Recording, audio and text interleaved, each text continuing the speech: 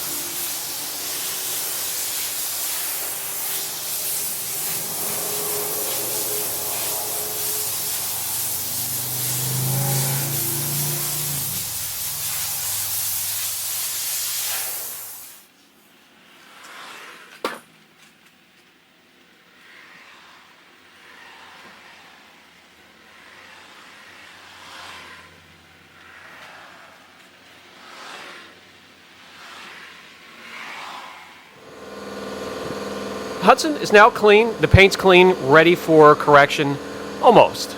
Let's make sure it doesn't need to be clayed anywhere. I doubt it did. The vehicle is trailered. When it's moved, it's put in an enclosed trailer. There's no need for clay or an iron remover, so we could skip to the next step. And that's where I take an IP solution, make sure any old wax or sealant, which I doubt there is any, is removed so I can correct and it will not get caught up in my pads. I use the Jade A62 Refresh. It's mostly isopropyl alcohol.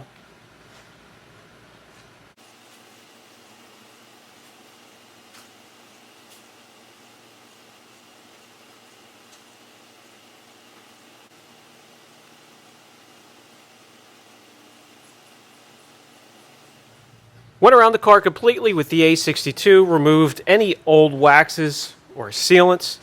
Now I'm going to work a little bit on the running boards before we get to any type of correction.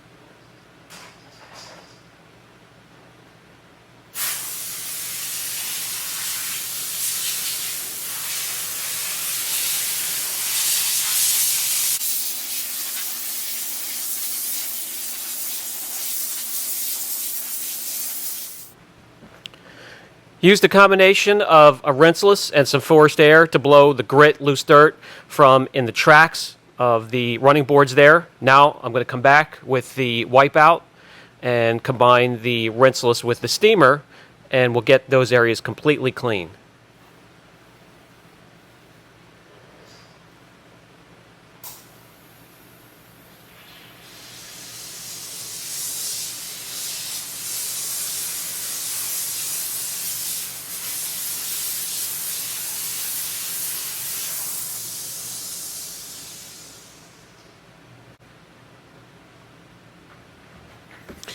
With a simple chemical as a rinseless, there's no need for anything harsh.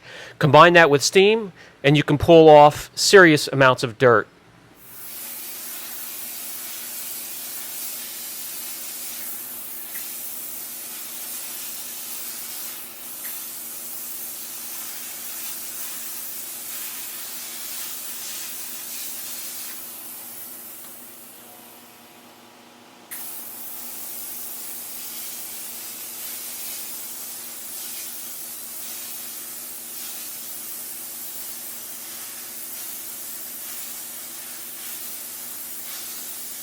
And when we're finished with the routine, we go from a pretty tattered, dirty, beaten up running board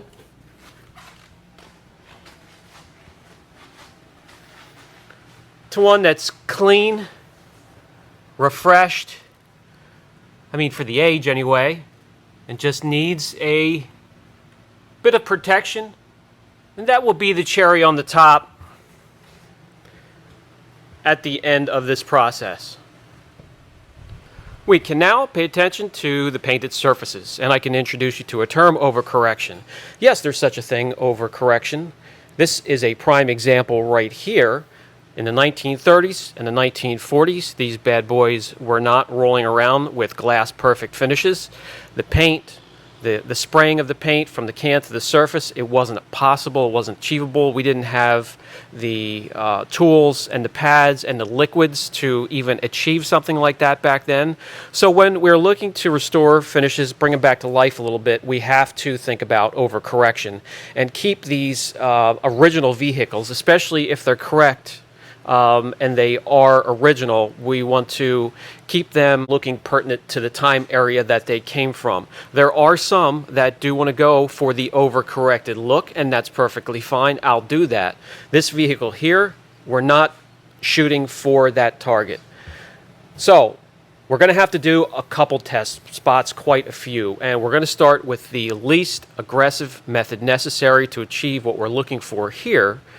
So we're going to start off with a very soft foam polishing pad or finishing pad or even application pad, and a very non-aggressive fine abrasive polish. That's where we'll start, and we'll work our way up to the perfect balance where it removes everything we want to remove from the finish here, yet leave behind the finish that is pertinent to the 1930s, late 1930s, early 1940s.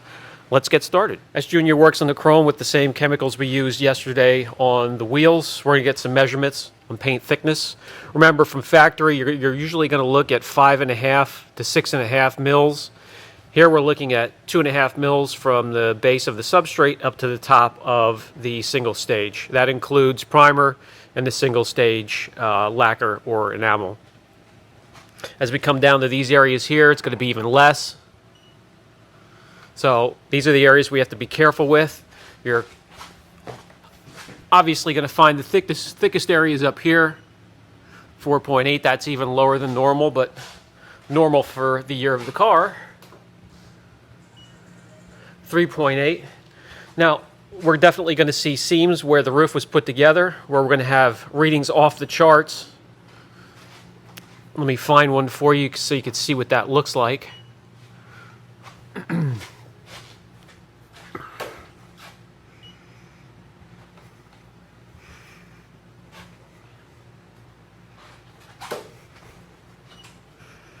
There's one, 20 mils, a lot of filler in there. That's where the seam of the roof is going to be.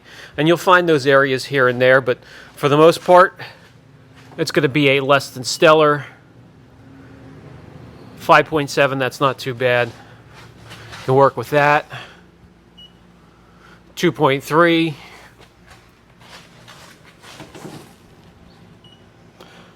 5.7. 5. Here's going to be pretty thick. Looks like there's filler. So you can see how thin the single stage is and what little we have to work with.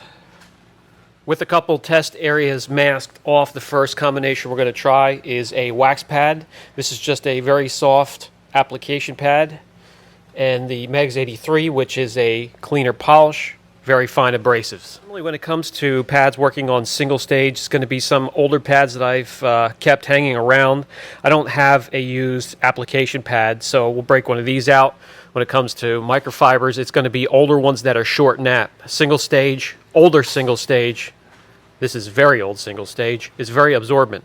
It's going to want to absorb any product that we put on here. It's going to be hard to wipe off, no matter what it is. So, and it's also going to transfer, it's single stage, it'll transfer onto the pad. It's going to transfer onto the microfiber, so you want to keep some older ones with a short nap within arm's distance.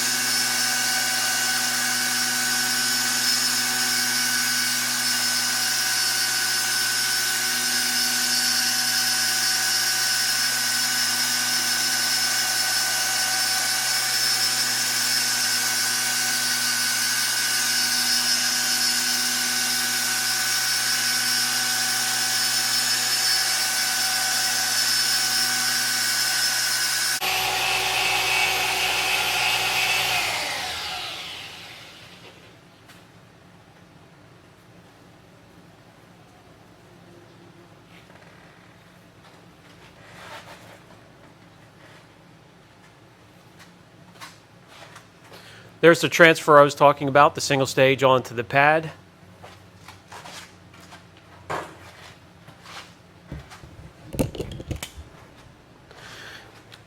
Did it clean it up? Yes. Didn't really remove a whole lot of the staining or the love marks. We're going to have to go a little bit more aggressive. The next step in that test area there, we're going to go with a little bit more aggressive pad. This is a polishing pad instead of an application pad. And we'll move to 3D1, a one-step polish. Has a little bit of aggression right out of the gate, but breaks down and finishes really well.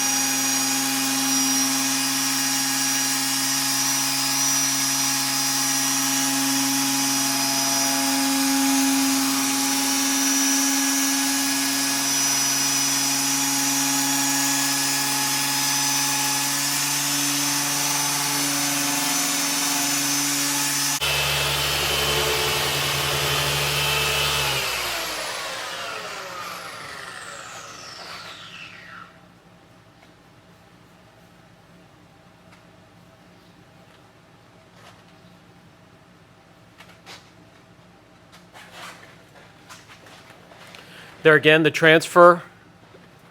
You don't want to have new microfibers or pads unless you really need to use them.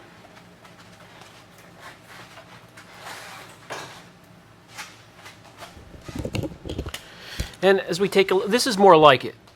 We're getting rid of the staining and bringing out a nice sheen, cleaning it up, and doing a little bit of correction without going crazy. We can see our reflection there, but as I mentioned, in the 30s and 40s, these weren't rolling down the street looking like mirrors. I'm going to do one more test spot, but I'm really leaning towards this. If you could see, the only imperfections that are left is the cracking and the texture of the single stage from its age. And you're going to have to really take it down pretty far and do some wet sanding to get rid of that. So I'm pretty happy with that compared to where we were with the Megs 83. And I'm going to do another test area with a less aggressive one-step than the 3D one, just to see what it looks like. Before we do another test, take care of another test area, we need to talk about transfer. Single stage has heavy transfer, the paint transferring back onto the pad as it's being shaved. This has to be cleaned between every pass. Very important. If not, you're going to have it sort of jumbling up into little balls here, and it's going to cause more harm than good, and you'll have to keep on correcting. I'm going to show you what I use to clean these pads in a shop environment, a closed environment, and what I put together to do that. So this thing I have here mounted on a cart, so it's mobile and I can have right next to me, I park it right next to the polisher cart, is what used to be an old a bench blasting cabinet, bead blasting and sand blasting. And I converted it into a pad cleaner where the dust stays in here, it's contained. When I'm using it, I turn on the vac, which has a hose, comes up, and is mounted up into the bottom of the unit.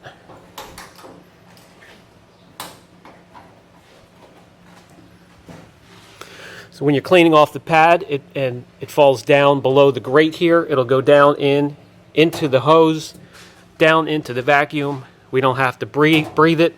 We won't have particles flying through the air, landing back on the cars. Sometimes I'll have one or two curing in that area, so we won't have dust coming back on the cars that are sitting there and curing. And it's also very healthy. It's sealed in here. Let me show you how it works. First, we run the air hose inside of the cabinet.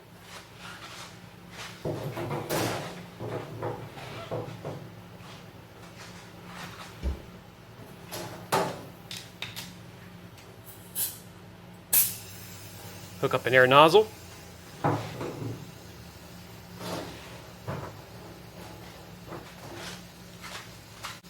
A pad cleaner is hanging nearby.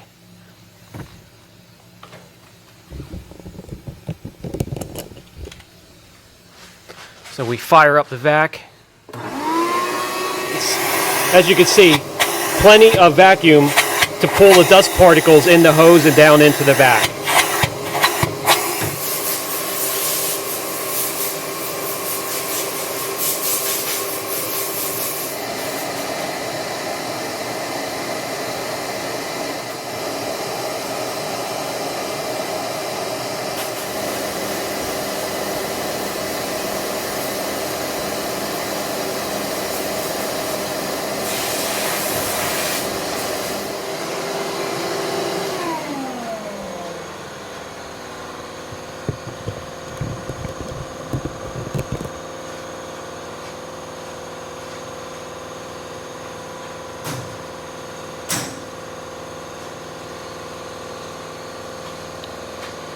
And they are ready to go for the next round, and we didn't have to breathe any of that crap in.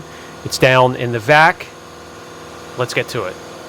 This time around, we're going to try the IGL EcoShine Finish, which is F3. Not quite as aggressive out of the gate as the 3D one, but still finishes down just as well. A little bit less aggressive. If this works, we'll go with this instead.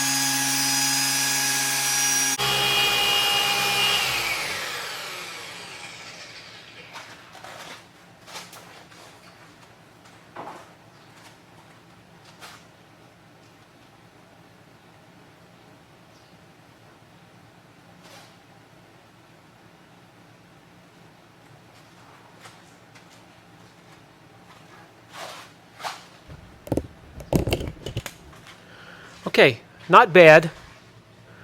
Not bad at all. The 3D section turned out a little bit better. Has a little bit more reflection, as you can see. So the combination we're going to stick with and go around and start this correction will be the foam polishing pad and 3D one. And that's what we're going to start with. It doesn't mean that's what we're going to stick with. As we go to each panel, and each panel is different, we may have to adjust higher or lower when it comes to aggression. But what I want to show you right now is the transfer. That was just from that quick crisscross pattern in that tiny section.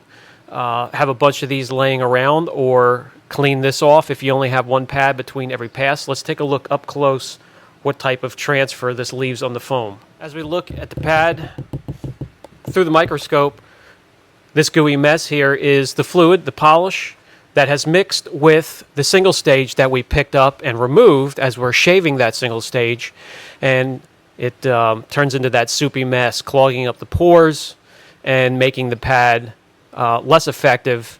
And if you keep going, it's just not going to be effective at all. So that has to be cleaned out. So let's fire up the pad cleaner and get this cleaned up for the next round.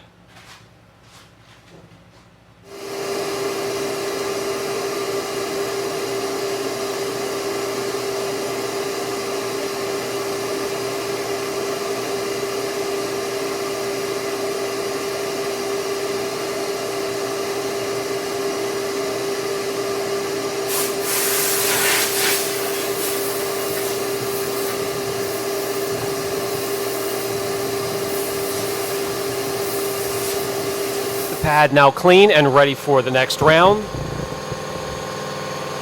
All that was taken care of. It's all contained. We don't have to breathe it in. Not going to land on another car, a curing car, and we can get back to work. You could do one pad at a time, clean it out between every pass. You can get a dozen pads, get them all dirty, clean them all at once, however you want to do it.